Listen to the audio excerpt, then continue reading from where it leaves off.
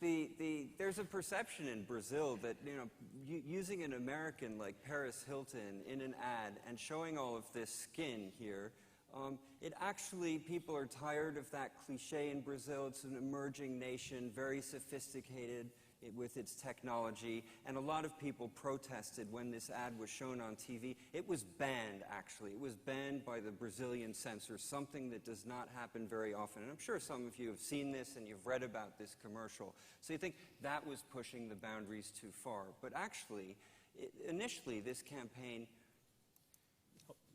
Yeah.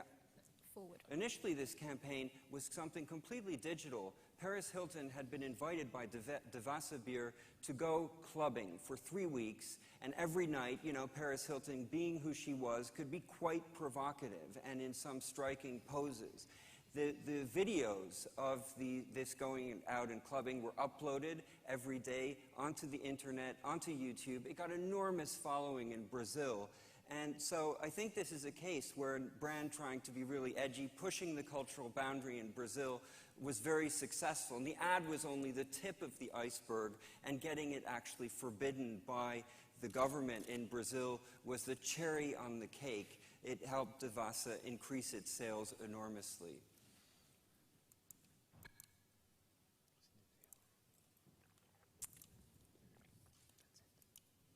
Great. Thank you very much. Good examples.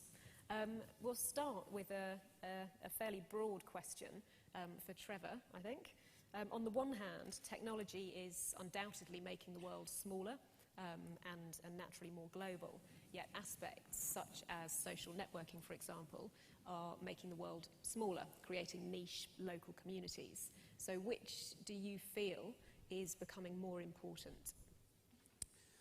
I think one's facilitating the other. I mean, the way we see ourselves is as a platform that facilitates both global and local. So at the one end, you connect with everyone that you connect with across the globe. On Facebook, I've got many friends, and I connect with people that in America or across the world when I travel.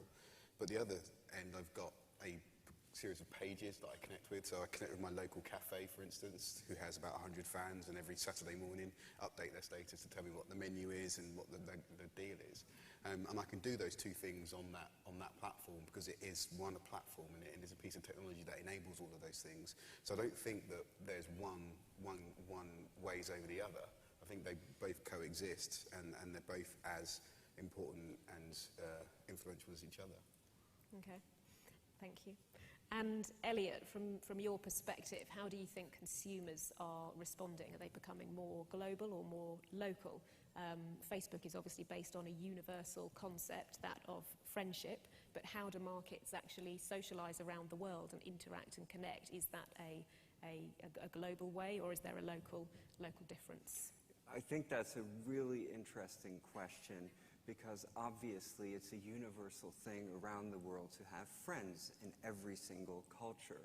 And Facebook, which was developed in the United States, I think was developed with a specific sense of friendship, which is quite American, which is having quite a few friends is a good thing, and showing the number of friends that you have is something that one can be proud of. And you see that on the Facebook page. You actually see how many friends you have and how many friends someone else has. And that's been enormously successful. But in Japan, I think it hasn't been very successful, because in Japan, it's not necessarily considered a good thing to have too many friends. You can be seen as superficial if you're showing on your page more than 50 friends. And same with the like button. As Trevor was saying, the homepage of Facebook is the same everywhere in the world, but I think it's worthwhile adjusting sometimes, because it's not necessarily seen as a good thing of liking indiscriminately too many pages and too many people. And same thing, the wall, the public wall on Facebook can be quite embarrassing for some Japanese people, for information to be shared too much. So the way friendship and the way friends actually interact, I think, is quite different from one culture to another. In Japan, Mixi is the local Facebook and has been very successful in not having a like button, not having a number of where you see how many friends are there, and not having a wall, but having some other functions. I wanted to say that to provoke a little bit Trevor and see what he says about that. There's two things. I mean, our concept isn't about friends, it's about connections, right? So we talk about the social graph and connecting with things that are of value. That could be people, that could be brands and organisations, that could be various businesses. So I'd push back on that. It's not about friends, because I have as many connections with brands and organisations as I do with people.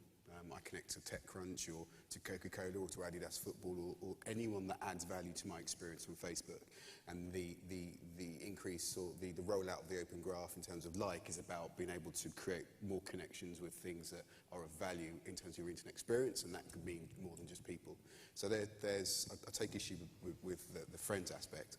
On the Japanese case, yeah, there is that, and we look at that, and we have got a team in Japan on the market, in the local market, that are looking at local issues like that to think about how we can escalate our product in that market, because the market is so different. In fact, the market is really different in terms of what people in Japan use Facebook for. It's gaming primarily. Maybe it's because of the issues that you talked about.